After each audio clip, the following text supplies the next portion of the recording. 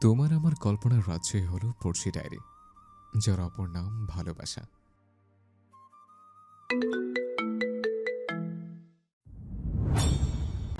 बेख्याली में भी तेरा ही ख्याल आए, क्यों बिछड़ना है जरूर ये सवाल आए, तेरी नजदीकियों की खुशी बेहिसाब थी, हिस्से में फासले भी तेरे बेमिसाल आए।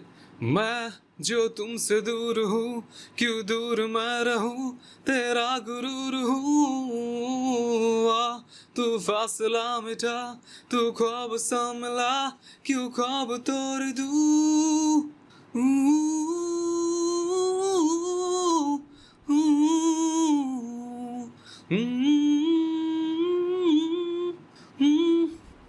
আদিত্য ভাইয়ের সামনে ভয় ও লজ্জা মাথা নিচু করে কাদা মাটিতে বসে আছে ফারিয়া খান তিথি। এমন এক অবস্থায় আছে, না পারছে দৌড়ে চলে যেতে, না পারছে নিজের মুখটা কোথাও লুকোতে। কিছুক্ষণ আগে অনেকক্ষণ বৃষ্টিতে ভিজে বৃষ্টি থামার পরে মনের আনন্দে তিথি আর স্নেহা কলেজ থেকে বাড়িতে ফিরছিল। বাড়ির গেটের ভেতরে ঢুকতে তিথির পায়ের নিচে কাদার স্তরটা বুঝতে না পেরে পা স্লিপ করে গেল। পর মুহূর্তে থাপ্পাস করে সে পড়ে যায় একেবারে ভেজা কাদা জলে। আর ঠিক তখনই সামনে দিয়ে হেঁটে যাচ্ছিলেন আদিত্য ভাই, হাতে সিগারেট, গম্ভীর মুখে ফোনে কিছু একটা বলছিলেন।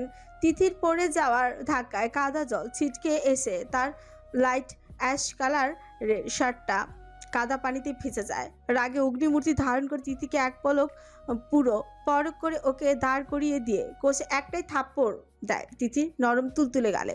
শক্তপোক্ত হাতে চটটা এতই জোরে ছিল যে তাল সামলাতে না পেরে তিথি আবারও সেই কাদামাটির পানিতেই গিয়ে পড়ে এবং সেখানে ভ্যা ভ্যা করে কাঁদতে শুরু করে দেয় গালে হাত দিয়ে। এদিকে স্নেহা তাড়াতাড়ি এসে তিথিকে তুলে বাড়ির ভেতরে নিয়ে যায়। তিথিদের বাড়ি খানমঞ্চেল প্রাসাদের মতন দেখতে, পুরো শতাব্দীর আমলের বাড়ির মতোই। তিথির বাবারা 3 ভাই, এক বোন। বোনকে অনেক আগে বিয়ে দিয়ে দেওয়া হয়েছে। তিথির বড় চাচা মোহাম্মদ তুর্য খান ও তার স্ত্রী জুই খান। তুর্য খান ও জুই খান এর একটি মাত্র ছেলে যে এখন আমেরিকায় জব করে। তিথির মেজর চাচা মোহাম্মদ ইকবাল খান ও মেজর চাচি সুফিয়া খান, তাদের একটি ছেলেও ও একটি মেয়ে। এবং সবশেষে তিথির বাবা মোহাম্মদ রিপন খান ও তিথির মা বেলা খান, তাদের একটি মেয়ে ও একটি ছেলে ফারিয়া খান। তিথি ও ভাই আবরার খান এবার একাদশ শ্রেণীতে উত্তীর্ণ হয়েছে। ফাবিহা খান স্নেহা আদিত্যর ছোট বোন, সেও তিথির সাথে একই ক্লাসে পড়ে। মাহাদি খান আদিত্য তিথির মেজো চাচার ছেলে, বয়স 28-এর পৌঁছেছে। দেখতে ফর্সা, গাল ভর্তি চাপদারে, চোখের মণিগুলো বিড়ালের চোখের মণির মতন। চাপদারির গালে হালকা করে ডিম্পল পড়ে, জান কান ফোরানো, তার মধ্যে সুন্দর করে একটা সোনার ইয়াররিং পরা। আদিত্যর সবচেয়ে বেশি আকর্ষণীয় দিক হচ্ছে আদিত্যর ডিপ ভয়েস। দেখতে সুন্দর হলেও তার চরিত্র একদম ফুলের মতো পবিত্র নয়। বখাটেদের মধ্যে চলাফেরা করে, সিগারেট খায়, রাস্তা রাস্তায় মারপিট করে, কোনো টাকা পয়সা ইনকাম করে না। রাস্তার ছেলে পুলেদের সাথে সারাক্ষণ ঝগড়া মারামারি লেগেই থাকে। মাস্টার্স কমপ্লিট করেছে সেই 3 বছর আগে, এখনো পর্যন্ত একটা জবও করেনি। সারাদিন বখাটেদের মতো ঘুরে ফিরে আর রাতে প্রচুর কার রেসিং করে। মূলত আদিত্যের কার রেসিংয়ের একটা বাজে নেশা। পুরো গ্রামে আদিত্যকে সবাই বখাটে মাস্তান বলে যাকে। তিথি মেয়েটা ভীষণ চঞ্চল দেখতে, হলুদ ফর্সা চুলগুলো কোমর পর্যন্ত হালকা বাদামি রঙের, চোখে যেন রাজ্যের মায়া, গোলাপি পাতলা ছোট, ছোটের নিচে কালো কুচকুচে তেল। তিথি ভীষণ ভাবে ভয় পায় তার বখাটে আদিত্য ভাইকে। কেননা একটু পান থেকে চুন খসলে আদিত্য ভাই তিথিকে যখন তখন থাপ্পড়ি মেরে দেয়। তাই তিথি তার বখাটে আদিত্য ভাইকে ভীষণ ভয় পায়। কিন্তু কোথাও না কোথাও তিথির সুপ্ত হৃদয়ে বসবাস করে সেই বখাটে আদিত্য ভাই। ডাইনিং টেবিলে খান মঞ্জিল পরিবারের সবাই সড়ো হয়ে বসে আছে। যেই না আদিত্য ভেতরে প্রবেশ করছে তখনই আদিত্যের বাবা মোহাম্মদ ইকবাল খান বলেন, আদিত্য, দাঁড়াও, তুমি আমার তিথিমাকে মেরেছো কেন? আদিত্যের পা হঠাৎই থমকে যায়। সে তার বাবার দিকে এক পলক তাকিয়ে পরিবারের সবার দিকে তাকায়। তখন আবারও ইকবাল খান বলতে শুরু করে। তোমার সাহস কি করে হয় ওকে চড় মারার? সারাদিন তো পারো বখাটেগিরি করতে, ভাদাম্মার মতো ঘুরে বেড়াও, আর রাস্তায় যাকে পাও তাকে ধরে মারো। কোন জন্মের পাপের ফল তুমি আদিত্য? আমি জানি না। তোমাকে আমি আর সহ্য করতে পারছি না। বাড়ির মেয়েদের গায়ে হাত দেওয়ার অধিকার তোমাকে কে দিয়েছে আদিত্য? আদিত্য এবার মহা বিরক্ত বোধ হয়ে বলল। আমি কাকে মেরেছি কি মারিনি সেটা কৈফিয়ত আমি কাউকে দিব না আব্বু। আমি সবার প্রশ্নের উত্তর দিতে বাধ্য নই। বলে গটগট করে হেঁটে সিঁড়ি বেয়ে নিজের রুমে চলে যায়। পরিবারের সবাই এতক্ষণ বাপ ছেলেকে দেখছে, কেন এই দুই বাপ ছেলে দুজনে ভীষণ পরিমাণ রাগী ও জেদি। যেমন বাপ তার তেমন ছেলে। রাতে অনেকক্ষণ ডাকাডাকির পরেও আদিত্য নিচে আসেনি খেতে। তাই আদিত্যর মা সুফিয়া খান নিজের স্বামীকে বলছে, হলো তো এবার, ছেলেটা সকাল থেকে কিছু না খেয়ে আসে। আপনার শান্তি মিলল তো? এভাবে না বলতেও পারতেন। ইকবাল খান তখন একটু জোঞ্জ কেয়ার ভাব নিয়ে বলতে থাকেন, সে যেমন কাজ করেছে তার তেমন ব্যবহার পেয়েছে। একদিন না খেলে কিছু হবে না, খিদে ফেলে নিজেই খেয়ে নেবে। তখন তিথির মা বেলা খান সুফিয়া খানের কথায় সম্মতি জানিয়ে বলে, হ্যাঁ ভাইজান, আজকে ছেলেটাকে এভাবে না বললেও পারতেন। আর আমাদের আদিত্য কাউকে বিনা দোষে মারে না, হয়তো তিথির কোন দোষ ছিল। তিথির দিকে চোখ রাঙানি দিয়ে বলে। তখন কথার ফোড়ন কেটে স্নেহা তার ছোট কাকিকে বলতে থাকে, ছোট মা, মোটেও তিথির দোষ ছিল না। ও কি দেখে শুনে কাদা পানিতে পা দিয়েছিল নাকি? আদিত্য ভাইয়া শুধু শুধু রেগে গিয়ে তিথিকে চট্টা মারলো। এখানে তিথির কোনো দোষ নেই। তখন বেলা খান গর্জে উঠছে, হয়েছে, আর নিজের বোনের নামে গুণগান গাইতে হবে না। তিথিমা, এইদিকে আয়। তখনই তিথি সামনে আসে এবং তার হাতে খাবারের প্লেট ধরিয়ে দিয়ে বলে, খাবারটা যেভাবে হোক খাইয়ে আসবি, নইলে আজকে তোর খাওয়া বন্ধ। তোর জন্য ছেলেটা এখন পর্যন্ত কিছুই না খেয়ে আছে।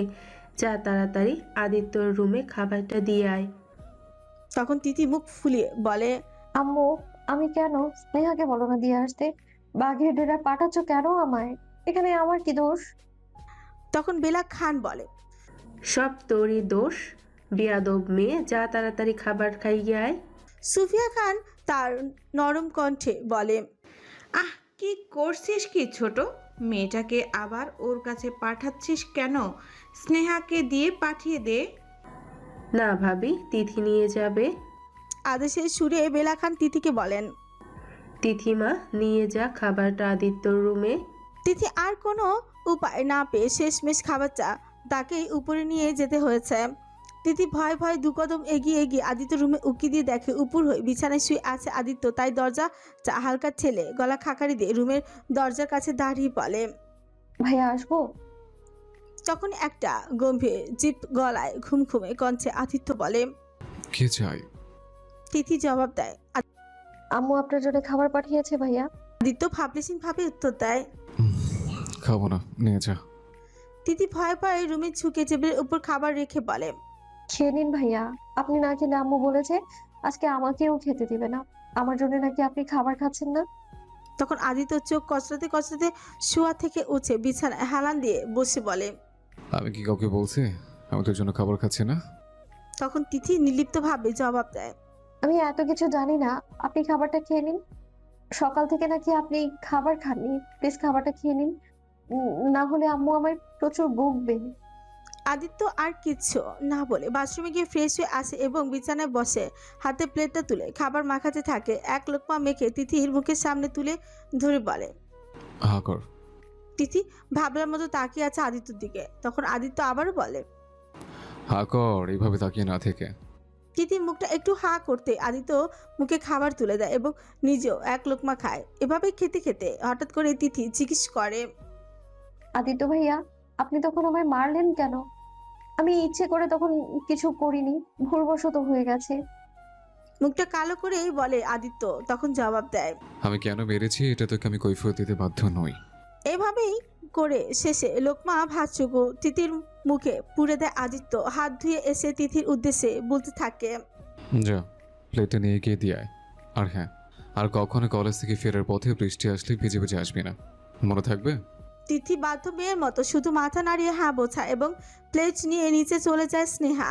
তিথি রেডি হচ্ছে কলেজে যাওয়ার জন্য। তারা দুজনেই চট্টগ্রামের প্রকৌশল ও প্রযুক্তি বিশ্ববিদ্যালয় অর্থাৎ চুয়েট কলেজে পড়ে। তার বাপ চাচাদের সাথে বসে সকালে নাস্তা খাচ্ছে। তিথির ভাই আবরারকে তিথির মা খাইয়ে দিচ্ছে। সকালে খাবার টেবিলে সবাই থাকলেও কখনো আদিত্য থাকে না। সে সাত সকালে বেরিয়েছে তার ওই বখাটে গিরি করতে, এখন আর নতুন নয়। তিথি স্নেহাকে তাড়া দিয়ে বলে হচ্ছে, স্নেহা চল, তাড়াতাড়ি তাড়াতাড়ি চল, লেট হয়ে যাচ্ছে। দুজনে বেরিয়ে যায়। তারা কখনো নিজেদের গাড়ি ইউজ করে না, ট্যাক্সি বা বাসে যেতে স্বাচ্ছন্দ্য বোধ করে। রাস্তায় কিছু তো যেতে তিথি দেখতে পায় তার বখাটে আদিত্য ভাই পরনে আকাশি রঙের শার্ট, কালো প্যান্ট, চুলগুলো অগোছালো। তার সবচেয়ে তিথি ভালো লাগে বিড়ালের মতো ভাষা ভাষা চোখগুলো। আদিত্য ভাই তার বন্ধু বান্ধবের সাথে বসে বসে আড্ডা ও নিকোটিনের ধোঁয়া ওড়াচ্ছে। তারা একটু আরেকটু এগোতেই ওদের হাসি বন্ধ হয়ে যায়। তিথি ও স্নেহা সেই রাস্তা পার করে যেতে যেতে তিথি ভাবে, আদিত্য ভাইটা এমন না হলেও তো পারতো।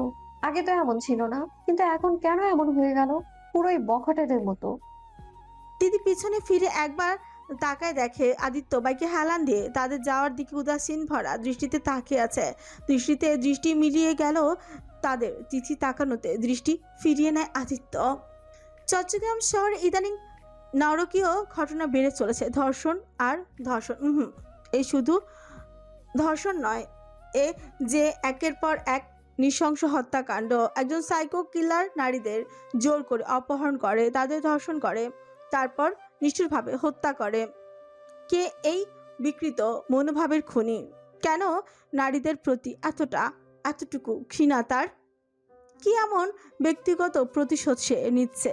পুরো শহরের নারীদের উপর বিভাগীয় পুলিশ বাহিনী রাত দিন চেষ্টা চালাচ্ছে।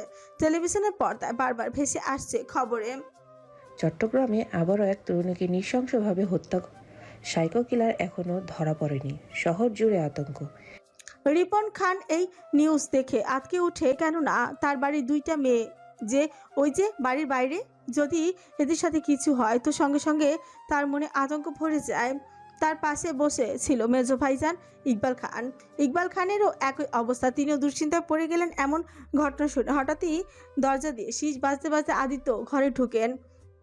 ভিতরে ঢুকছে তখন ইকবাল খান আদিত্যকে ডেকে উঠছে, আদিত্য, একটু এদিকে এসো। আদিত্য বিরক্ত মার্কা মুখ নিয়ে বাপ চাচাকে সামনে এগিয়ে যায়। বলো আব্বু, কি হয়েছে? ইকবাল খান তখন বলে, দিদিদেরকে কলেজ থেকে নিয়ে আসো, কিছুক্ষণ পর হয়তো ওদের ছুটি হবে। আদিত্যর মুখটা চুপসে গেছে। একথা শুনে সে আলসে ভঙ্গিতে বলতে থাকে, ওরা কি কোনো ছোট বাবু যে ওদের আনতে যেতে হবে? আমি পারবো না এসব ফালতু কাজ করতে। আমার এখানে অনেক ঘুম পেয়েছে, আমি ঘুমাবো। তখন হঠাৎ করে গর্জে ওঠেন ইকবাল খান, তোমার মতো বেয়াদব ছেলে পৃথিবীতে মনে হয় আর একটাও নেই। বাবার আদেশ পালন করা উচিত। আর কি এত রাজ্যের কাজ করে এসেছ যে এত ঘুম পাচ্ছে? সারাদিন তো পারো বোকাটাগিরি করতে। ছি ছি ছি ছি ছি। পাড়ার লোকেরা সবাই মাস্তান বলে, তখন কি তোমার একটু লজ্জা লাগে না? তিনি আফসোসের সুরে বলতে থাকে, কেন যে তোমাকে উপরওয়ালা পাঠালো আমার ঘরে? এমন ছেলে যেন আর কারো না হোক ঘরে। আদিত্য একটু মুচকি হাসি দিয়ে বলতে থাকে, উপরওয়ালা কেন আনবে? আমাকে বাড়িতে এনেছেন তো আপনি। আপনার ইচ্ছা না থাকলে কি আমি আসতাম নাকি আব্বু? ইকবাল খান মুখে তখন একটু করে চাপান করছিলেন। ছেলের এমন লাগাম ছাড়া কথায় বিষম খেয়ে কাশি উঠে গেল বেচারের। পাশে রিপন খানেরও একই অবস্থা। ভাতিজার কথা শুনে ইকবাল খান রক্তচোখ ও দৃষ্টিপাত করে ছেলের উদ্দেশ্যে বলল, বেশরম ছেলে, বাপ চাচার সামনে কি কথা বলতে হয় মেনা শিখুনি বুঝি? আর একটা কথাও না, তুমি ওদের বাড়িতে নিয়ে আসবে। আর হ্যাঁ, গাড়ি নিয়ে যাও।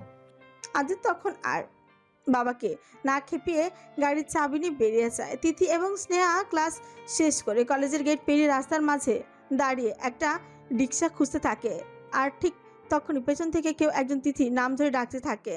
তিথি ও স্নেহা পেছন ফিরে দেখে তাদের কলেজের সিনিয়র গালিব ভাই। গালিব এবং তিথি স্নেহার কাছে পৌঁছে গিয়ে বলতে থাকে, হাই, কেমন আছো তোমরা? স্নেহা উত্তর দেয়, আমরা ভালো আছি ভাইয়া, আপনি কেমন আছেন? গালিব তিথির দিকে তাকিয়ে বলতে থাকে, ভালো আর থাকলাম কই, একজন রূপসী আমার মন প্রাণ নিয়ে চলে গেল, তার যন্ত্রণায় কি ভালো থাকতে পারি?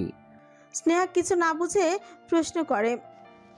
আপনি কি বলছেন ভাইয়া? আমরা কিছু বুঝতে পারছি না। আপনার যা বলার প্লিজ একটু তাড়াতাড়ি বললে ভালো হয়, আমাদের দেরি হয়ে যাচ্ছে। গালিব তাদের উদ্দেশ্যেই বলে। আসলে আমার না তিথির সাথে কথা আছে, আমি একটু ওর সাথে আলাদাভাবে কথা বলতে চাই। তিথি তখন বলতে থাকে। ভাইয়া আমি আপনার সাথে আলাদাভাবে কথা বলতে পারবো না, যা বলার এখানেই বলুন। গালিব কিছুক্ষণ মাথা চুলকিয়ে চুলকে ভেবে বলতে থাকে। হ্যাঁ মানে একটু পার্সোনাল কথা তোমার সাথে।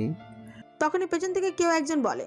ওকে বাচ্চু, পার্সোনাল হইলে বাড়িতে চলো, এখানে বলি ওর সাথে কথা। আদিত্য তার বকাটে স্টাইলে সিগারেটের ধোঁয়া ওড়াতে ওড়াতে ওদের সামনে চলে আসে। গালিবের পিঠে চাপড় মেরে বলতে থাকে। চলো চলো আমাদের বাড়িতে তিথি, রুমে সব কথাই গিয়ে বলিও, যতই হোক তোমার পার্সোনাল কথা ওর সাথে, তাই না? গালিব আদিত্যকে দেখে সালাম দিয়ে বলতে থাকে।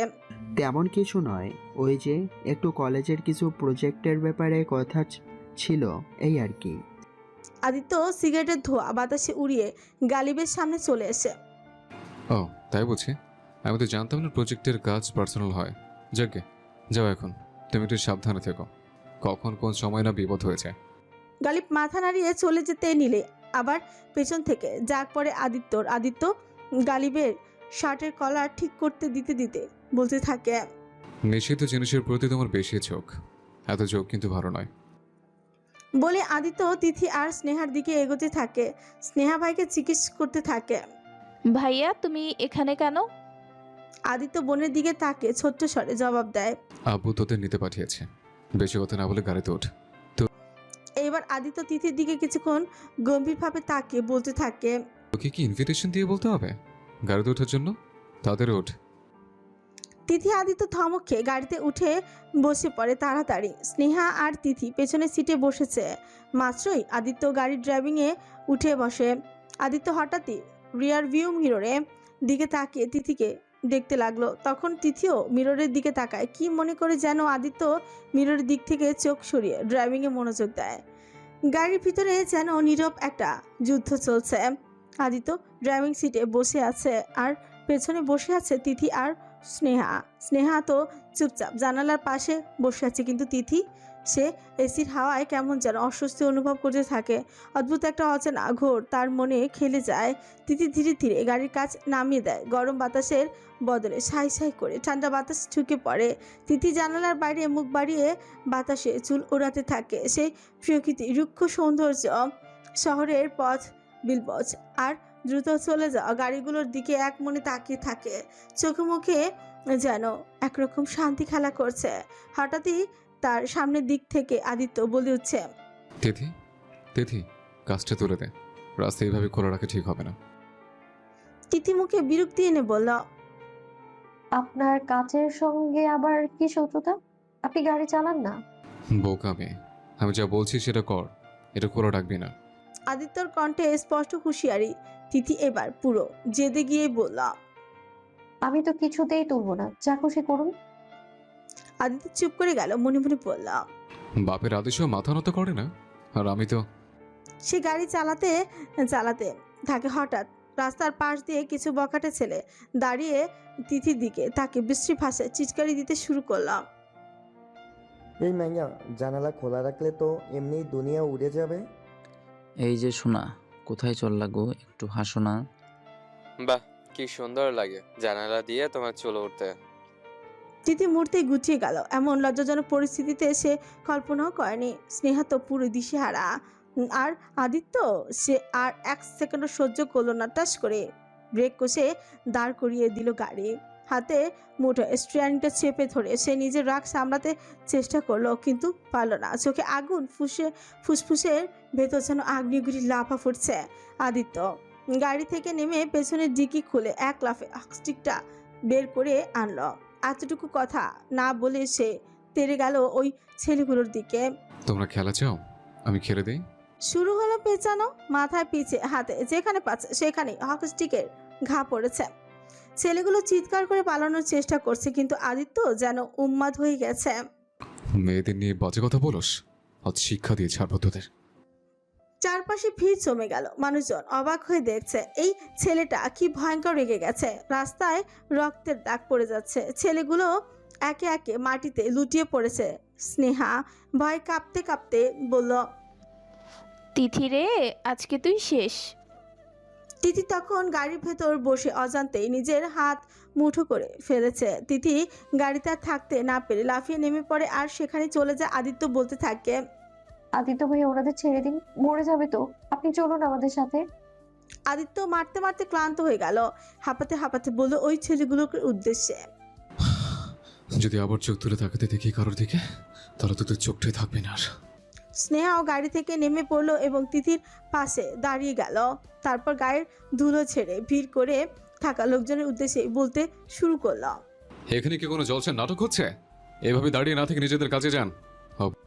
আদিত্যর চিৎকারে একে একে সবাই চলে গেল নিজেদের কাজে। আদিত্য রেগে তিথির সামনে এসে কোনো কথাবার্তা ছাড়া ঠাস করে বাম গালে একটা থাপ্পড় লাগিয়ে দিল।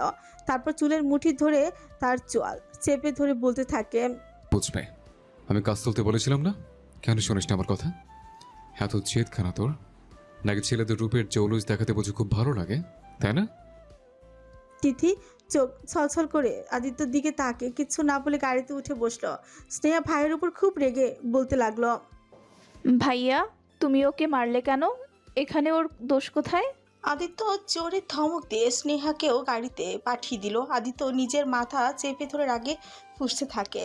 পাশে পড়ে থাকা ইটের বড় টুকরো নিয়ে নিজের হাতে জোরে একটা চাপ দেয়, যার ফলে গড়গড় করে চামড়া ফেটে পড়ে রক্তই গড়াতে থাকে। তাই তিথি নীরবে চোখে জল ফেলতে থাকে আর মনে মনে বলে, আদিত্য ভাই খুব খারাপ, খুব খুব খুবই খারাপ, বখাটে মাস্তান কোথাকার।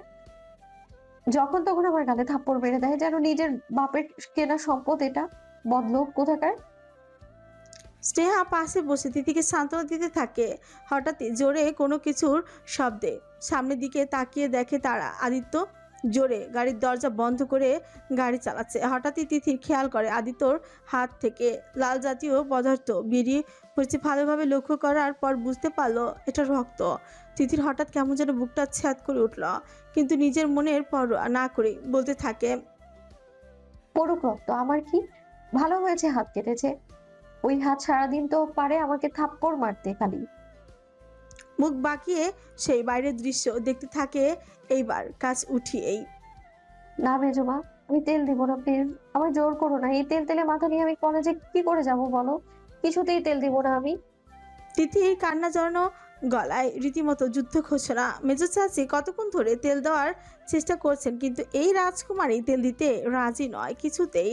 স্নেহা তখন সোফায় আরাম করে বসে পাকোড়া খাচ্ছে আর টিভিতে মুভির ক্লাইম্যাক্স দেখছে। এমন সময় স্নেহার মায়ের আগমন। তেলের শিশি হাতে স্নেহার তো রীতিমতো মাথা খারাপ। ভয়ে পাকোড়ার পেট ছিটকে নিচেই পড়ে গেল। সে লাফিয়ে দিয়ে সোফার উপরে উঠিয়ে পড়ে বলল, আম্মু, আমি এই চ্যাটচ্যাটে করা মাথায় তেল দিব না। তেল দিলে পুরো মাথা চিটচিটে হয়ে যায়, কেমন যেন গ্রামের বুড়িদের মতো দেখায়। তারপর তিথিকে দেখিয়ে বলল, আম্মু, তুমি তিথিকে দাও তেল, ওর চুল বড়, ওর দরকার তেল, আমার না।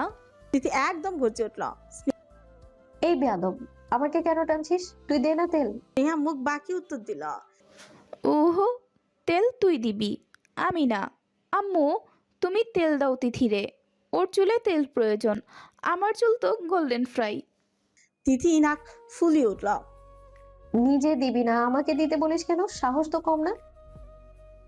এইবার দুই বোনের মধ্যে শুরু হয়ে গেল আসল যুদ্ধ। চুল ধরে টানাটানি ধাক্কাধাক্কি, পুরো বাড়ি যেন কুস্তির মাঠ। সুফিয়া খান যখন তাদের উদ্দেশ্যে বলতে থাকে, হয়েছে হয়েছে, এবার তোরা থাম রে বাবা, আমি কাউকে তেল দিয়ে দিব না, এভাবে ঝগড়া করিস না, থেমে যা আমার মা মুনিরা। সদর দরজা দিয়ে আদিত্য ঢুকতে ঢুকতে বলে, তিথি আর স্নেহা এবার থেকে যায়। তিথির তো রীতিমতো হাত পা কাঁপছে ভয়ে। আদিত্য তাদের সামনে এসে পড়ে, দুজনকে খুব ভালোভাবে পরখ করে দাঁতে দাঁত পিষে বলতে থাকে, তোরা দেখছি বাড়িটাকে নাট্যমঞ্চ বানিয়ে ফেলেছিস। নাট্যমঞ্চ তো ওরা না, তুমি বানিয়ে ফেলছো এই খান মঞ্জিল আদিত্য। এই কথা বলতে বলতে সদর দরজা দিয়ে প্রবেশ করে ইকবাল খান। আদিত্য ধীর গতিতে ঘাড় ঘুরে পেছনে তাকালো, মুখে বিরক্তির ছাপ, ছোটে হালকা এক টুকরো ছিলের হাসি। ইকবাল খান সামনে এসে দাঁড়ালে, চোখ দুটো রাগে জ্বলছে। আজ আবার কোন অঘটন ঘটিয়ে এসেছো তুমি? তোমার কি একটুও লজ্জা নেই? আবার কাদের মেরে এসে খান পরিবারের নামডু বলে? আদিত্য নিষ্ক্রিয়ভাবে উত্তর দিল, যেন ব্যাপারটা তুচ্ছ। এসব নিয়ে আমি কাউকে কৈফিয়ত দিতে বাধ্য নই। বাপের সামনে এমন অধ্যত্ত দেখে ইকবাল খান আরো ক্ষিপ্ত হয়ে গেলেন। বাধ্য? অবশ্যই তুমি বাধ্য। খান পরিবারের নামের সঙ্গে খেলছো তুমি। এই নাম আমি জীবন দিয়ে বানিয়েছি, তুমি রাস্তায় রাস্তায় মাস্তানি করে সেটা ধ্বংস করছো। ঠিক তখনই বাইরে হট্টগোলের শব্দ, অনেক মানুষের কোলাহল ভেসে আসছে। ইকবাল খানকে ডাকুন, ডাকুন ওনাকে, শুনুক ওনার ছেলের কীর্তিকলাপ। ইকবাল খান দ্রুত দরজার দিকে এগিয়ে গেলেন। আদিত্য নিঃশব্দে তার পেছনে হাঁটল। বাইরে বেরিয়ে দেখেন লোক জমে গেছে, সবাই উত্তেজিত, কারো মুখে রাগ, কারো মুখে ভয়। ইকবাল খান গলা উঁচু করে বলেন, কি হয়েছে? সবাই এখানে কেন জড়ো হয়েছো? একজন মাঝবয়সী লোক ভিড় ঠেলে সামনে এলো। তার চোখ জ্বলছে রাগে। সে ইকবাল খানকে উদ্দেশ্য করে চিৎকার করে উঠল, কেন হবে না? আপনার কোনো ছেলের কীর্তি শুনেননি? আর সে আবার রাস্তার মাঝখানে আমাদের ছেলেকে মেরে আহত বানিয়েছে, এর কি বিচার হবে না? তখনই ইকবাল খান আদিত্যর দিকে তাকিয়ে আবারও সেই লোকগুলোকে বলতে থাকে, আমি আন্তরিকভাবে দুঃখিত আমার ছেলের এই কার্যকলাপের জন্য, তাই আমি তাদের চিকিৎসার সহযোগিতা করব। দয়া করে আপনারা এখন যান। সেই ভিড় থেকে আরো একটি লোক এগিয়ে এসে চট্টগ্রামের আঞ্চলিক ভাষায় বলতে থাকে, ইবা কেমন ফোয়া জন্ম দিয়ে দি তুই? সারাদিন খালি মাস্তানগিরি করে, জন্মের আগে মারি ফেলাই ন পারো? এরকম ফোয়া থাকুনো তাই না থাকুনো তো ভালা। এইবার আদিত্য একটু রেগে যায়, কেননা তাকে কেউ কিছু বললে সে সহ্য করে নেয়, কিন্তু তার বাবাকে কেউ কিছু বললে তার সহ্য হয় না। সে তেড়ে এসে সেই লোকটার কাছে গিয়ে বলতে থাকে, খবরদার, আমার আব্বুকে আপনি আর একটা কথা শোনাবেন না। আপনারা কি জানেন এই ছেলেগুলো কি করেছে? এখানে নালিশ নিয়ে না এসে আগে তাদের ভালোভাবে পারিবারিক শিক্ষা দিন। ফার্দার এখানে আর কেউ কোনোদিন আসলে আর আমার আব্বুকে কথা শোনালে আপনাদের একটাকেও আমি আস্ত রাখবো না। এই মাহাদি খান আদিত্য কারো ধারে না, আর সে কখনো কোনো অন্যায় করে না। সবাই কিছুটা ভয় পেয়ে যায়। আদিত্য আবারও বলতে থাকে, আমি 3 গুনবো, এরপরও যদি এখানে আমি কাউকে দেখি তো আজকে একটাকে আস্ত রাখবো না। 1। সবাই কিছুটা ভয় পেয়ে পিছপা হয়ে যায়, কারণ তারা জানে আদিত্য যা বলে তাই করে দেখায়। 2। আস্তে আস্তে করে সবাই সরে যেতে থাকে। 3। আদিত্য যেই না তেড়ে আসবে অমনি সবাই লুঙ্গি ধরে ফোদর, এমন ভাবে সবাই পালাচ্ছে যেন তাদের যান হাতে নিয়ে ফিরছে। এতক্ষণ ধরে এই সব স্নেহা আর তিথি দেখছিল, তারা কুটি কুটি হয়ে পেট চেপে ধরে হাসতে হাসতে গড়াগড়ি খেতে থাকে। আদিত্য তাদের চোখ দিয়ে শাসানোর সুরে বলতে থাকে, তোর এখানে কি করছিস? উপরে যা। বেচারি তিথি আর স্নেহা হাসি থামিয়ে নিয়ে উপরে চলে যায়। এরপর আদিত্য কিছুটা ভাব নিয়ে পকেটে হাত গুজে সিটি বাজাতে বাজাতে সেও উপরে নিজের রুমের দিকে অগ্রসর হতেই যায়। ছেলে যাওয়ার পানে তাকে ইকবাল খান পিটপিট করে বলতে থাকে, বেয়াদব ছেলে। একটা হতাশা নিঃশ্বাস ফেলে তার স্ত্রীর দিকে তাকিয়ে থাকে। সুফিয়া খান স্বামীর কাছে হাত রেখে বলতে থাকে, ওগো, আমার ছেলেটা তো আগে এমন ছিল না, ও কেন এমন হয়ে গেল? আমার সেই আগের আদিত্য কোথায়? কেন এমন করছে ও? ইকবাল খানের স্ত্রীকে ভরসা দিয়ে বুকে আগলে নেয়। আমি আমার ছেলেকে জানি, ও কারণ ছাড়া কিছু করে না, সবকিছু উপরওয়ালার উপর ছেড়ে দাও। সুফিয়া খান তখন বলেন, কিন্তু ওর যে একটা ভবিষ্যৎ আছে, এভাবে আর কতদিন? ও কি এভাবেই চলবে সারা জীবন? আমার ছেলেটা কি আগের মতো স্বাভাবিক হবে না? কেন বখাটে মাস্তানদের মতো চলাফেরা করছে? আমি যে আর নিতে পারছি না। বলেই কান্নায় ভেঙে পড়েন। কোচ নেম মেজর ওয়েরেক্স, পদবি মেজর, বাংলাদেশ সেনাবাহিনী স্পেশাল ফোর্স কমান্ড, বয়স 28 বছর, জন্মসাল 1996, 10-28, শারীরিক বর্ণনা 6 ফুট 2 ইঞ্চি উচ্চতা, গড়ন শক্তপোস্ত, প্রশিক্ষিত, যুদ্ধময়ী চোখ, তীক্ষ্ণ ধূসর বিড়ালের চোখের মনির মতন, যা এক নজরে পরাজয়তা শত্রুকেই চিনে ফেলে। চুল কালো, ছোট সাইজের কাটা, ব্যক্তিত্ব কোচ ক্যালকুলেটেড এবং দৃঢ় সংকল্পবদ্ধ। দক্ষতা, গোপন মিশনে নিখুঁত ও দক্ষ। ছদ্মবেশে কাজ করার অভিজ্ঞতা কয়েক বছরেরও বেশি। অস্ত্র ব্যবহারে অনবদ্য দক্ষতা, বিশেষ করে রাতের অভিযান ও স্নাইপার টার্গেটিং এ পারদর্শী। কমান্ডো লিডারশিপে দুর্দান্ত, তথ্য সংগ্রহ ও বিশ্লেষণে পারদর্শী। একটি নিঃশব্দ কক্ষে কয়েকজন লোক বসে আছে। টেবিলের উপর ছড়ানো রয়েছে বিভিন্ন গোপন খবর, কিছু ছবি আর মিশনের মানচিত্র। হঠাৎই একজন কালো স্যুট পরা অফিসার নীরবতা ভেঙে প্রশ্ন ছুড়ে দেয়। স্যার, উনি কি এই মিশনে আমাদের সঙ্গে যুক্ত থাকবেন? আপনি কি নিশ্চিন্ত উনি পারবেন? প্রধান চেয়ারে বসে থাকা ব্যক্তিটি সামান্য মুচকি হাসলেন। তার চোখে ঝিলিক দিচ্ছে এক অদ্ভুত বিশ্বাস, এক অটল নির্ভরতা।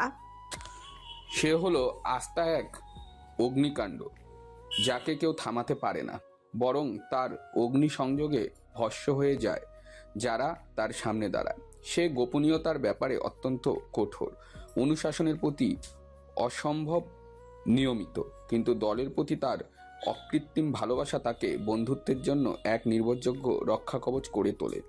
শত্রুর সামনে সে একনিষ্ঠ যোদ্ধা।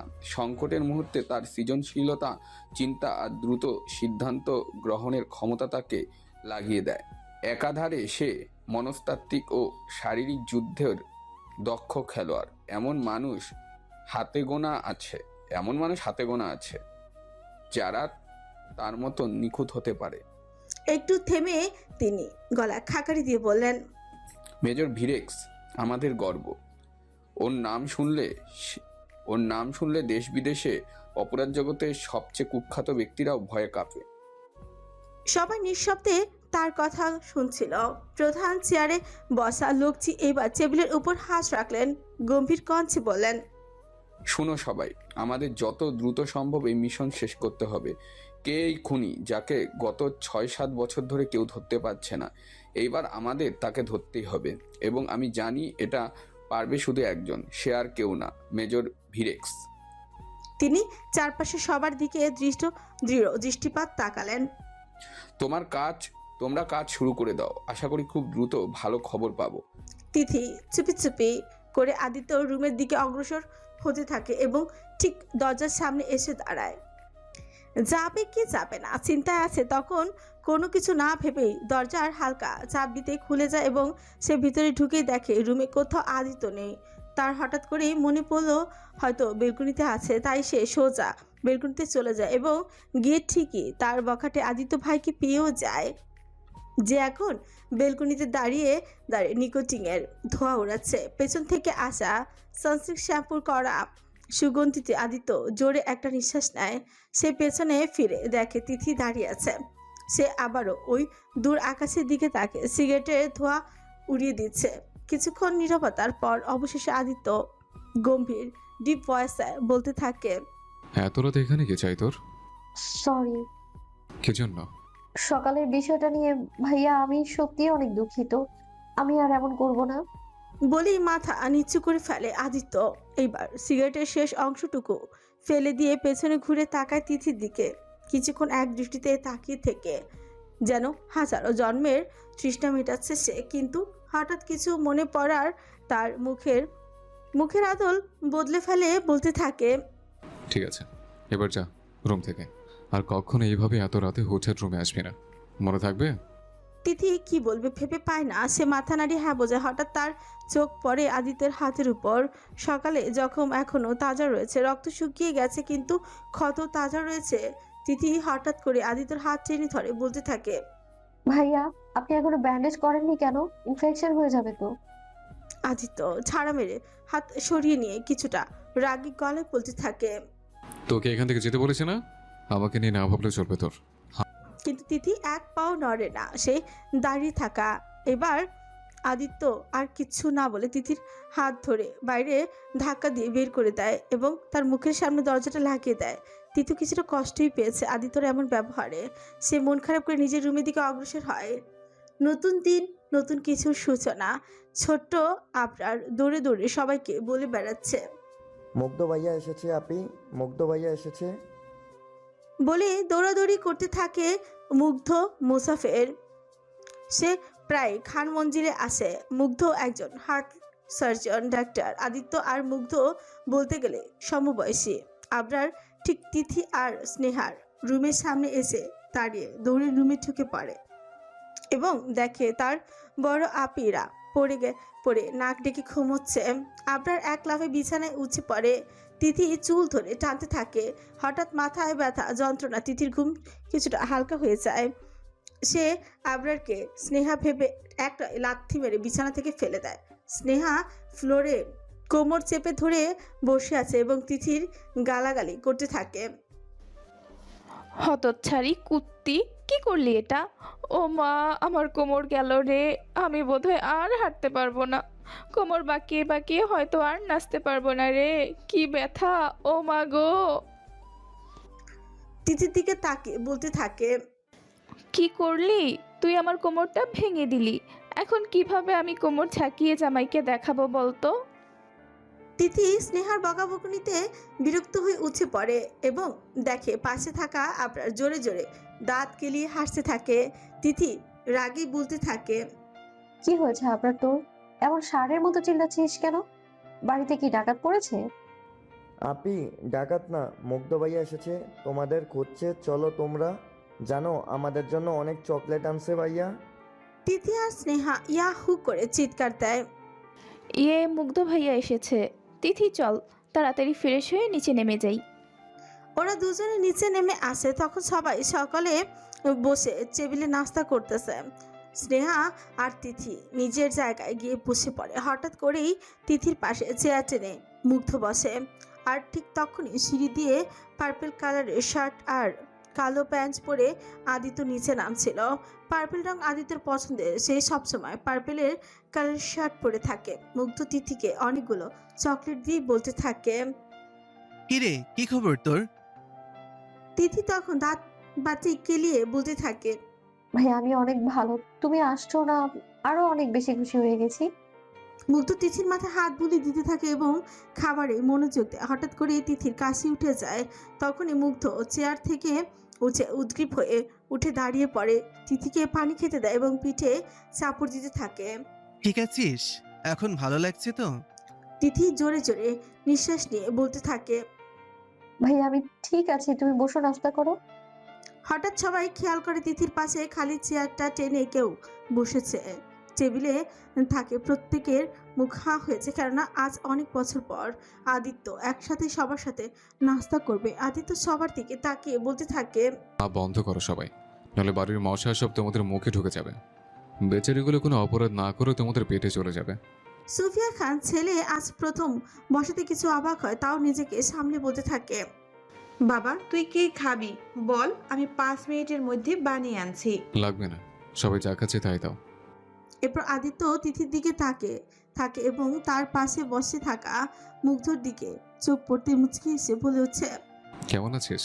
অনেকদিন পর। মুগ্ধ এসে জবাব দেয়, ভালো আছি। আদিত্য এবার মুখটাকে গোমড়া করে উত্তর দেয়, তা তো দেখতেই পাচ্ছি। তিথি সম্পূর্ণ খাবার না খেয়ে উঠতে চাইলে তার মা তাকে বকতে শুরু করে দেয়, তিথি সম্পূর্ণ খাবারটি শেষ কর। কিন্তু তিথি একটা কথাও শুনে না। সে খাবার ছেড়ে উঠে গেলে একটি গম্ভীর কথাই থেমে যায়, এক চুল পরিমাণও নড়বে না তুই, সম্পূর্ণ খাবারটা খেয়ে উঠবি, নাহলে কিন্তু আমার থেকে খারাপ আর কেউ হবে না। আমার পুরো প্লেট ফাঁকা চাই। সো ফটাফট করে সবটাকে নাস্তা সেরে ফেল। টিস্যু দিয়ে হাত মুছতে মুছতে বলে উঠছে। কথার ফোরন কেটে মুগ্ধ তখন বলে, আরে আদিত্য, এমন করছিস কেন মেয়েটার সাথে? মেয়েটা খেতে না চাইলে খাবে না, এতে জোরাজোরি করার কি আছে? তিথি, তুই আর খেতে না চাইলে খাবি না, যা উঠে পড়। তিথি মুচকি এসে উঠে পড়ে এবং আদিত্যকে মুখ বাঁকিয়ে ভোর দৌড় দেয়। তখন তিথির মা মুগ্ধকে বলে, মেয়েটাকে বেশি আশকারা দিস না মুগ্ধ, ও এমন হলে শ্বশুর বাড়ি চালাবে কেমনে? মুগ্ধ ছোট মামিকে বলে, চিন্তা করো না মামি, আমাদের তিথি সবকিছু সামলাতে পারবে। এবং সে মনে মনে ভাবে, আমার ফারুকে তো সব সামলাতে হবে, যে ছোটবেলা থেকেই বড় করেছি আমাকে সামলানোর জন্য। সে মুচকি এসে বলতে থাকে, আমার পিচ্ছি ফারু, তুই কখন বুঝবি আমাকে? এদিকে আদিত্যর আগে তাতে দাঁত চেপে দাঁড়িয়ে আছে। সে কাউকে কিচ্ছু না বলে গাড়ির চাবি নিয়ে বেরিয়ে যায় সদর দরজা দিয়ে। থাইল্যান্ডের ব্যাংককের রাত তখন পূর্ণ বিকশিত আলো ঝলকানিতে ভেসে যাচ্ছে রোড 66 ক্লাব RC এর বুক জুড়ে ছড়ানো এই ক্লাব যেন সারা শহরের আত্মা জাগিয়ে তোলে। ডান্স ফ্লোরে ডিজের তালে নেচে চলেছে মেয়েরা, তাদের দেহে আলো ছায়ার খেলা, শরীরে মিউজিকের কম্পন। হঠাৎ এক যুবক ফিট ছেলে এগিয়ে আসে বার কাউন্টারের দিকে। ফিট পোশাকে, চোখে তীক্ষ্ণ দৃষ্টি, হাতে দামি ঘড়ি। ওয়েটারের কাছে এসে গম্ভীর গলায় বলে, give me something hard. Waiter একটু চমকে উঠছে, তবুও পেশাদার ভঙ্গিতে একটি গ্লাস এগিয়ে দেয়। গ্লাস হাতে নিয়ে এসে মৃদু হাসে, একবার নাড়িয়ে নেয় এবং ঠোঁটে তুলে নেয় প্রথম চুমুক। চোখ বন্ধ করে আস্বাদন করে যেন প্রতিটি ফোঁটা তার জীবনের বোঝা ভাসিয়ে নিচ্ছে। ঠিক তখনই সামনে এসে দাঁড়ায় এক সুন্দরী নারী, সিল্কি ড্রেসে, হিলে টুংটাং আওয়াজ, চোখে কল্পিত খেয়াল। সেই গ্লাস হাতে যুবকটির সামনে দাঁড়িয়ে শরীর বাঁকিয়ে বলে, হোয়াটস ইউর নেম হ্যান্ডসাম? যুবকটা মুচকি হাসে, হেসে তার দিকে এগিয়ে আসে, মাথা নিচু করে কানের কাছে ফিসফিস করে বলে, আই এম শাদি খান রেদওয়ান ডার্লিং। মেয়েটি হালকা হেসে চোখ টিপে রেদওয়ানকে ইশারা করে। Come with me. রেদওয়ান গ্লাসের শেষ চুমুক নিয়ে মুখে মুছে এক পা করে মেয়েটির পেছনে হাঁটতে থাকে। রুমের দরজাটা খোলার সঙ্গে সঙ্গে মেয়েটি রেদওয়ানকে টেনে নেয় ভেতরে। ঘরের নরম আলো, সাদা বিছানা, পারফিউমের গন্ধে ভরা বাতাস। মেয়েটি চট করে তাকে বিছানায় ফেলে দেয়। সে ধীরে ধীরে উঠে আসে রেদওয়ানের বুকের উপর, তার চোখে চোখ রেখে সিরিয়াস করতে থাকে। রেদওয়ান ধীরে ধীরে হাত তোলে, মেয়েটির কোমরে ছোঁয়া দেয়, কিন্তু ঠিক যখন মেয়েটি নিজের চপের ফিতাটা খুলতে যায়, রেদওয়ান হঠাৎই হাত তুলে বলে, ওয়েট। মেয়েটি অবাক হয়ে তাকিয়ে থাকে, কিছু বলতে যাবে এমন সময় ফোনের রিং। রেদওয়ান ফোন তুলে দেখে আম্মা কলিং। মুহূর্তেই চোখ বদলে যায় তার। মেয়েটিকে আলতো করে দূরে সরিয়ে দেয়, বিছানা থেকে উঠে দাঁড়িয়ে রুম থেকে বেরিয়ে যায় কোনো কথা না বলে। সেই ক্লাব থেকে বেরিয়ে গাড়ির পার্কিং এরিয়ায় এসে মাকে কল ব্যাক করে। রেদওয়ান তখন ক্লাবে ছেড়ে পার্কিং এরিয়ায় নিজের গাড়ির দিকেই হাঁটছে। অন্য পাশে মায়ের কণ্ঠ, কেমন আছিস বাবা? তোকে তো খুঁজে পাই না রে, কোনো খোঁজ খবর নাই। রেদওয়ান গাড়ির দরজা খুলে বসে পড়ে, গাড়ির সিটে মাথা হেলিয়ে হাসে। উফ মা, ভালো আছি তো, একটু অফিসের কাজে নিয়ে ব্যস্ত ছিলাম। এবার সে শুনতে পায় তার মায়ের চিরচেনা কমন ডায়লগ, তোকে বলেছি কতবার দেশে চলে আয়, তোর বিয়ে করানোর সময় হয়ে গেছে বাবা, একটা ভালো মেয়ে দেখে বিয়ে দেয় তোকে। রেদওয়ান হেসে ওঠে, মা, তোমার এই কথা শুনতে শুনতে আবার কান পচে গেছে। কিন্তু শোনো, একটা সুসংবাদ আছে। মা একটু উত্তেজিত গলায় বলে, কি রে, কি সুসংবাদ? একটু চুপ করে রেদওয়ান জানায়, আমি এই সপ্তাহেই বাংলাদেশে ফিরছি মা, তোমার সেই স্বপ্নটা পূরণ করতে। সত্যি বলছিস রে? উপরওয়ালা আমার কথা শুনেছেন তাহলে? তাড়াতাড়ি আয়, তোর ভাই আদিত্য দিন দিন বকাটে হয়ে যাচ্ছে আরো, তুই এসে একটু ওকে শাসন কর এইবার। রেদওয়ান জানালার দিকে তাকিয়ে হাসে, চিন্তা করো না মা, সব ঠিক হয়ে যাবে। রাখছি মা, ভালো থেকো। ফোন কেটে গাড়ির ইঞ্জিন অন করে সে গভীর নিঃশ্বাস ফেলে। রাতের রাস্তায় ধীরে ধীরে মিলিয়ে যায় তার গাড়ি।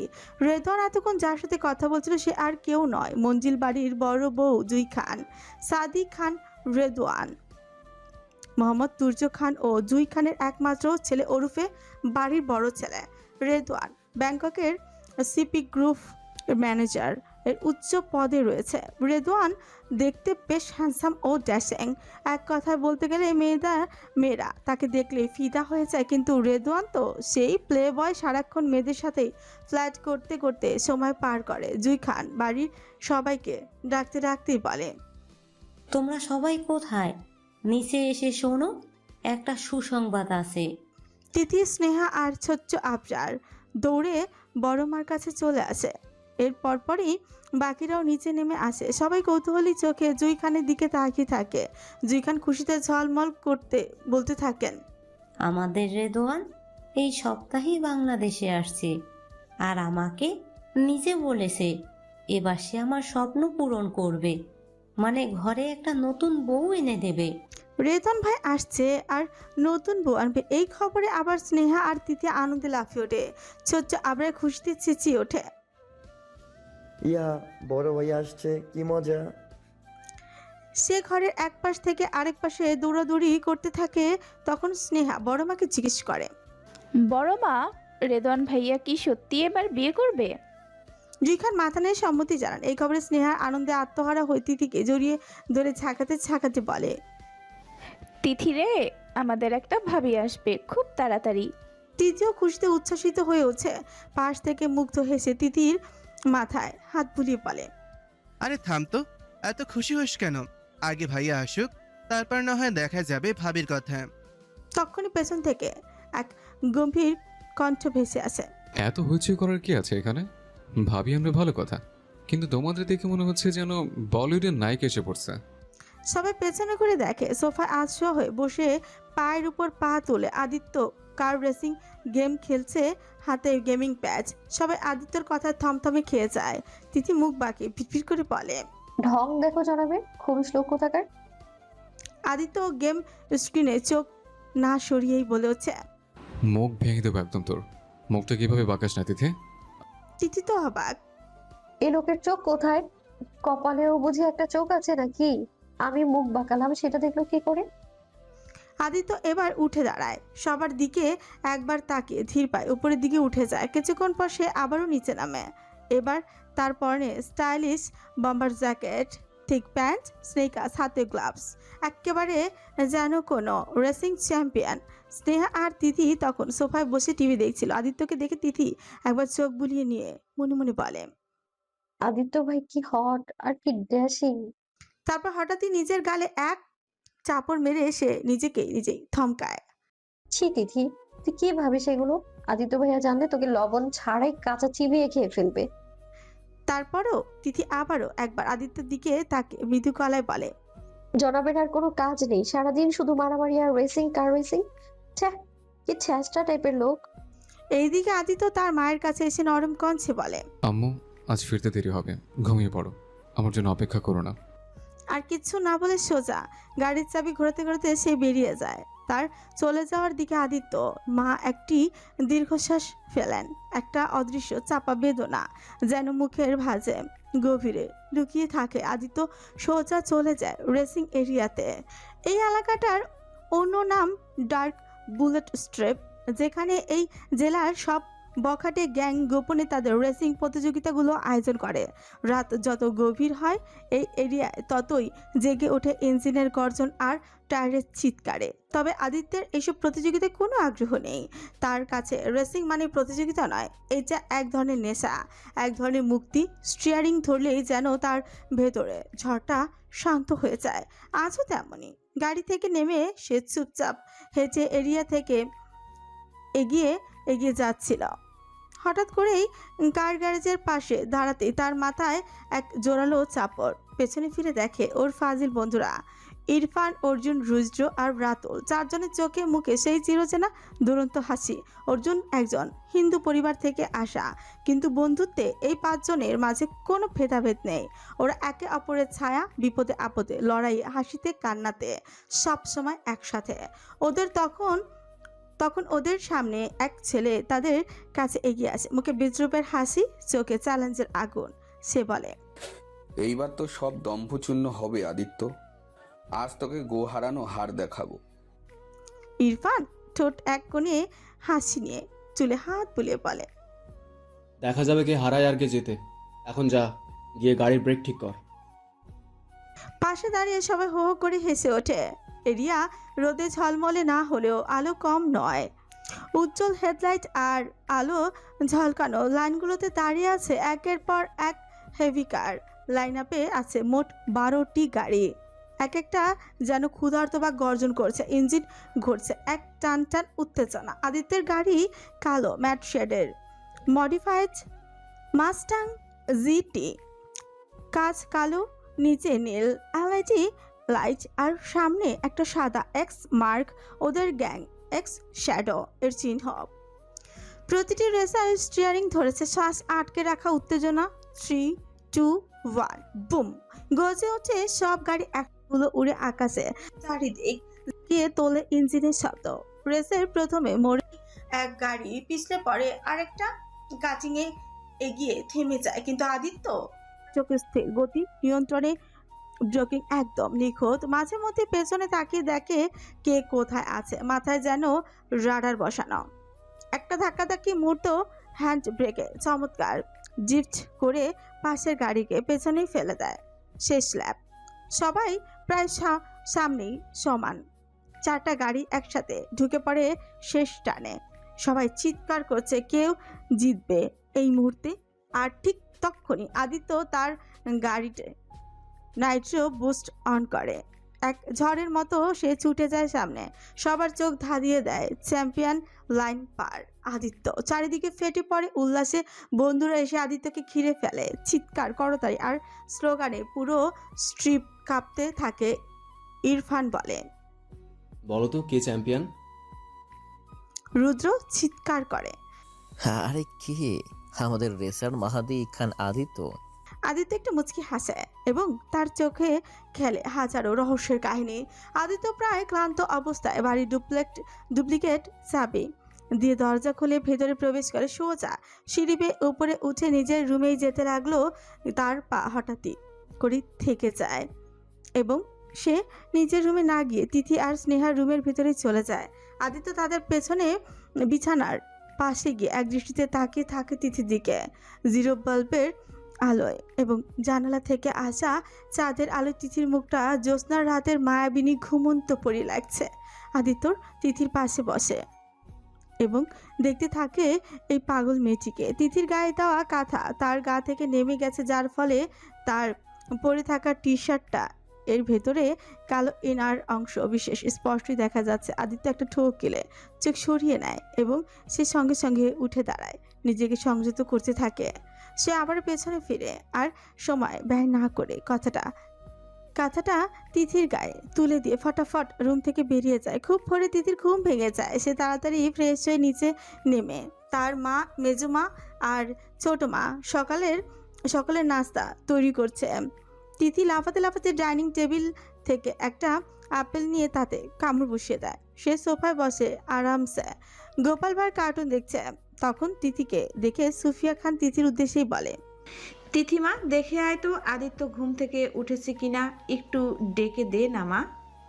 তিথি মুখের থেকে আপেলটা পড়ে গিয়ে মুখটা চুপসে যায়। মেজমার উদ্দেশ্যে বলতে থাকে, আমি পারবো না মেজমা, তোমার ছেলেকে দেখলেই আমার হাত পা কাঁপাকাঁপি শুরু করে, কখন আবার থাপ্পড় বসিয়ে দেয় আমার তুলতুলে গালে। সুফিয়া খান আবার মিনতির সুরে বলে, জানা মা, একটু দেখ, আমি কত কাজে ব্যস্ত আছি। কিন্তু তবুও তিথি নাকচি করে দেয়। ঠিক তখনই রান্নাঘর থেকে একটা খুন্তি হাতে নিয়ে বেলা খান অর্থাৎ তিথির মা ছুটে আসে এবং মেয়ের উদ্দেশ্যেই বলতে থাকে, অলক্ষী একটা, সারাদিন পারবো না করে যা, এক্ষুনি আদিত্যকে ডেকে নিয়ে আয়, না হলে কিন্তু এই গরম খুন্তি দেখেছিস, ওইটা যাবে তোর গায়ে। এইদিকে তিথিকে আর পায়কে সে দৌড়ে ছুটে পালায় সোজা। আবরার স্নেহা এই সিন দেখে হেসে হেসে মজা নিতে থাকে। তিথি সেই ছোটা এসে থামায় আদিত্য রুমের সামনে এসে। সে বুকে হাত দিয়ে চড়ে চড়ে শ্বাস নিতে থাকে। অনেক সাহস করে দরজা ফিরিয়ে ভেতরে প্রবেশ করে। বিছানায় উপর হয়ে খালি গায়ে শুয়ে আছে আদিত্য ভাই, শুনছেন? উঠুন, আপনাকে সেজমা ডাকছে। তার বখাটে ভাই। সে অনেক সাহস সঞ্চার করে আদিত্যকে ডাকতে থাকে। একটা মেয়েলি কণ্ঠ বারবার পেয়ে আদিত্য হালকা চোখ খুলে তাকিয়ে দেখতে পায় তিথিকে দেখে তার মুখ বিরক্তের ছাপ ফুটে ওঠে। সে পাশ থেকে একটা পিলো নিয়ে তিথির দিকে ছুঁড়ে মারে। কি সমস্যা তোর? এমন জারের মতো চিল্লাচিল্লি করছিস কেন? যা এখান থেকে, ঘুমের 12টা বাজাবি না। তিথি একটু রেগেই বলে উঠছে, আমি সারের মতো চিল্লাচিল্লি করছি না, মেজমা আমাকে ডাকতে বলেছে, আর আপনি আমার দিকে পিলো কেন ছুড়লেন? আদিত্য হঠাৎ করে উঠেই দাঁড়ায় এবং সোজা তিথির কাঁধ ধরে তাকে দেয়ালের সাথে চেপে ধরে ঘুম ঘুম কঞ্চে বলতে থাকে, মেরেছি তো, কি করবি? তিথি ছোটার জন্য মুচড়ামুচড়ি করতে থাকে। ছাড়ো না ভাইয়া, ব্যথা পাচ্ছি তো। আদিত্য এক মনে তাকিয়ে থাকে তিথির দিকে। তাদের দুজন একে অপরের কাছে আসাতে এই দুজনের শ্বাস যেন আটকে আসছে। এবার তিথি আদিত্য চোখের দিকে গভীর দৃষ্টিতে তাকিয়ে থাকে। এই সেই বিড়ালের ঘোলাটে চোখ, যেখানে তাকিয়ে থাকলে তিথি হারিয়ে যায় অন্য জগতে।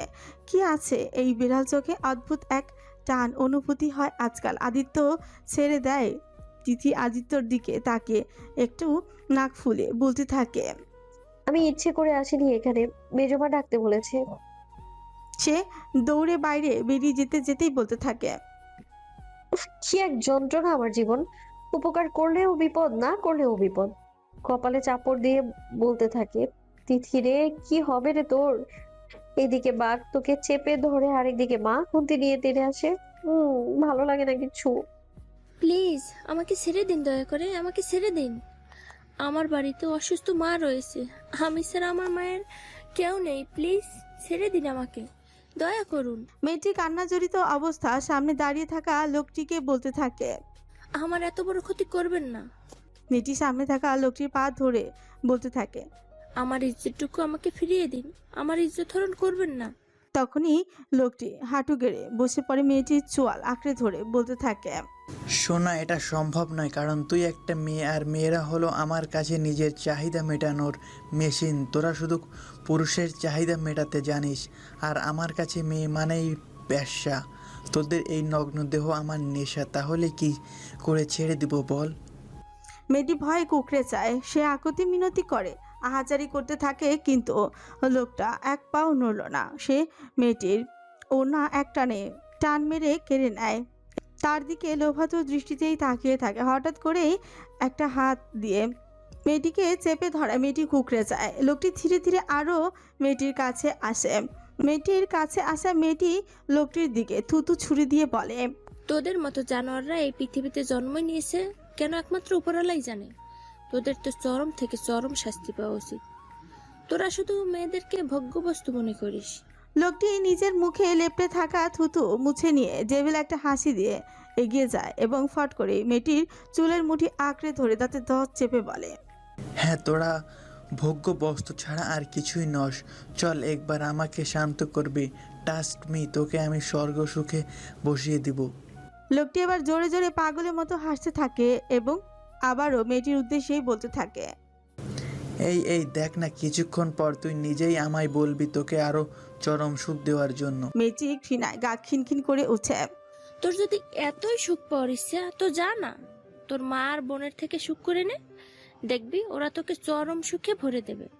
লোকটা হঠাৎই মেয়েটির গালে জোরে চড় বসিয়ে দেয় এবং মেয়েটির দিকে ঝাঁপিয়ে পড়ে। তোর তেজ আমি কমাবো বলে মেয়েটিকে জোর জবরদস্তি করতে থাকে। মেয়েটি লোকটাকে ঠেলে দিয়ে উঠে দাঁড়িয়ে দৌড়েই হাঁটা শুরু করে, কিন্তু বেশি দূর যেতে পারে না। সেই দানবীয় লোকটা মেয়েটাকে ধরে মাটিতেই ফেলে দেয় এবং তার সাথে জোর জবরদস্তি করতে থাকে। মেয়েটির হাত পা সে অন্ধকারাচ্ছন্ন রুমটিতেই মেয়েটির আর্তনাদ শোনা যায়। লোকটি মেয়েটিকে পরপর অনেকবার অত্যাচার করায় মেয়েটি নেতিয়ে পড়ে, কান্না করতে থাকে। লোকটি পাগলের মতো হাসতে থাকে। হাসতে হাসতে মেয়েটির কাছে এসে বলতে থাকে, কিরে, তোর তেজ কই গেল? এখন একবার দেখ আমি কি করি। এপাশ সেপাশ করে লোকটি যেন কিছু খুঁজে চলেছে। কাঙ্ক্ষিত জিনিসটা পেয়ে মুখের কোণে হাসি ফুটে উঠল এবং ধীরে ধীরে মেয়েটির দিকে অগ্রসর হচ্ছে। মেয়েটির সামনে দাঁড়িয়ে ঘাট এপাশ ওপাশ করতে করতে বসে পড়ে। মেয়েটির একটা হাত নিয়ে মাটিতে জোরে চেপে ধরে এবং একটি কুড়াল দিয়ে কিছু বুঝে ওঠার আগেই পরপর হাতের আঙুলগুলো কেটে ফেলে। মেয়েটি জোরে চিৎকার দিয়ে উঠে গলা কাটা মুরগির মতন ছটফট ছটফট করতে থাকে। লোকটা মেয়েটি ছটফটিং দেখে বিশ্বজোর হাসি দেয় এবং আরেকটি হাতও একই কাজ করে। ঘুটঘুটে অন্ধকার রুমটিতে এবার রক্তের বন্যাই বয়ে যায়, পাশাপাশি কান্না জড়িত আর্তনাদ শোনা যায়। মেয়েটি জোরে জোরে শ্বাস নিতে থাকে। সে অসহায়ত্ব হয়ে পড়ে, আমাকে মেরো না, আমার মা অসুস্থ, শয্যাশায়ী, তার আর কেউ নেই আমি ছাড়া। আমাকে না পেলে মা পাগল হয়ে যাবে, দয়া করো আমাকে, আমাকে মেরো না। মেয়েটি জোরে একটি লম্বা নিঃশ্বাস নিয়ে আবারও বলতে থাকে, আমি কাউকে বলবো না তোমার কথা, আমাকে যেতে দাও। লোকটি তখন কুড়ালটি ঘুরিয়ে ঘুরিয়ে দেখতে থাকে। ওহো, এটা আমি মুহূর্তে পারবো না বলেই মেয়েটিকে আঘাত করে। মেয়েটি বুক ফাটা চিৎকার করে দেয়। লোকটি এবার উন্মাদের মতন মেয়েটির শরীরে বিভিন্ন স্থানে আঘাত করে। মেয়েটি চিৎকার আওয়াজ অন্ধকার ঘটে, দেয়ালে দেয়ালে আর্তনাদ ভেসে উঠে। লোকটির চোখে মুখে রক্ত ফোঁটা ভেসে ওঠে। সে মেয়েটি রক্ত নিয়ে সারা মুখে প্রলেপ দিতে থাকে। রক্ত, এটা শুধু শরীরের রক্ত তরল না, এটা আমার আরামের চা, আমার ঘুমের ঔষধ। যত বেশি রক্ত দেখি তত বেশি শান্তি পাই। আমি খুন করি না মেরে ফেলার জন্য, আমি খুন করি রক্ত দেখার জন্য। গরম টাটকা রক্ত আঙুল বেয়ে যখন নামে সেটা শিল্প। মেয়েটি এখন প্রায় মৃত্যুশয্যায়, শরীরে এক ফোঁটাও শক্তি নাই, তবুও সে অনেক কষ্ট করে বলে, আমাকে বাঁচতে দাও, আমার মায়ের জন্য আমাকে বাঁচতে হবে, আমি মরতে চাই না, আমাকে বাঁচতে দাও। চোখের কোণ বেয়ে অনবরত অশ্রু গড়িয়ে পড়ে। আমার তো অনেক স্বপ্ন ছিল, পড়ালেখা করে প্রতিষ্ঠিত হব আর ভালো ডাক্তার দেখে মায়ের চিকিৎসা করাবো। কেন আমাকে বাঁচতে দিলে না? কি ক্ষতি করেছি আপনার? জোরে লম্বা টানে নিঃশ্বাস নিতে নিতে থাকে। হে উপরওয়ালা, আমি তোমার কাছে আর্জি জানাই, এই কুলাঙ্গার নাস্তিক জানোয়ারকে তুমি চরম থেকে চরম শাস্তি দিও।